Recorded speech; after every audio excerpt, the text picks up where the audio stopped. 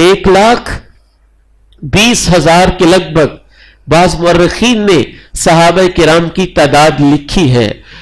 ان میں سے 10,000 کے قریب صحابہ کرام رضوان اللہ علیہم اجمعین وہ ہیں جو مدینہ منورہ میں وفات پا گئے. باقی کوئی 1,10,000 کے لگ بھگ صحابہ کرام وہ ہیں جو پوری دنیا کے اندر منتشر ہو گئے. ان میں سے اصحاب بدر ان کے اپنی شان ہے، بیعت رضوان والے ان کی اپنی شان ہے، ہجرت سے پہلے والے ان کی اپنی شان ہے، ہجرت کے بعد والے ان کی اپنی شان ہے. لیکن شرف صحبت اور شرف صحابیت اس کے اندر یہ 1,20,000 صحابہ کرام یکساں طور پر شریک ہیں. اور ان میں سے وہ صحابہ بھی جن سے کوئی گناہ ہو گیا، جن سے کوئی غلطی ہو گئی، جن سے کوئی خطا ہو گئی. معصوم تو صرف نبی ہوتے ہیں، صحابہ معصوم نہیں ہیں. ان سے اجتہادی خطا بھی ہو سکتی ہے، ان سے غلطی بھی ہو سکتی ہے، ان سے گناہ بھی ہو سکتا ہے، ان سے کوتاہی بھی سرزد ہو سکتی ہے.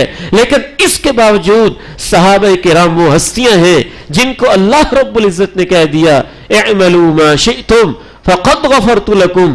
ایک وہ صحابی جس سے اتنی بڑی غلطی ہوئی کہ اس نے جنگی راز فاش کر دیا، لیکن وہ بدری صحابی تھا. حالانکہ یہ کبیرہ گناہ ہے اور جنگی راز کو فاش کر دینا اس کی سزا بڑی سنگین ہے. سیدنا عمر رضی اللہ تعالی عنہ نے کہا دعنی اضرب عنقہ، مجھے اجازت دیجئے میں حاطب کی گردن اتار کے رکھ دوں کہ اس نے خان اللہ ورسولہ والمؤمنین، اس نے اللہ کے رسول اور مومنین سے خیانت کی ہے. ایک جنگی راز امانت تھا اور اس کو فاش کر کے رکھ دیا ہے.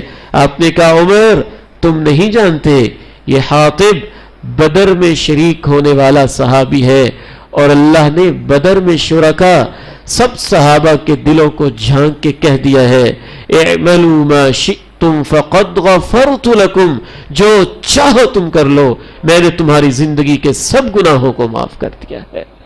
لوگوں کو یہ سمجھنے میں غلطی لگتی ہے کہ شاید ہم صحابہ کو معصوم سمجھتے ہیں. معصوم نہیں، ان سے غلطی ہو سکتی ہے، ان سے خطا ہو سکتی ہے. حتیٰ کہ ان میں سے وہ صحابہ کرام رضوان اللہ علیہم اجمعین، وہ صحابی جلیل حضرت ماعز رضی اللہ تعالی عنہ وارضاہ جن سے زنا جیسا ایک سنگین گناہ ہو جاتا ہے، وہ بھی اللہ کے پیغمبر علیہ السلام کی خدمت میں حاضر ہو کے جب یہ مطالبہ کرتے ہیں تو ہرنی یا رسول اللہ، اے اللہ کے رسول علیہ السلام مجھے پاک کر دیجئے.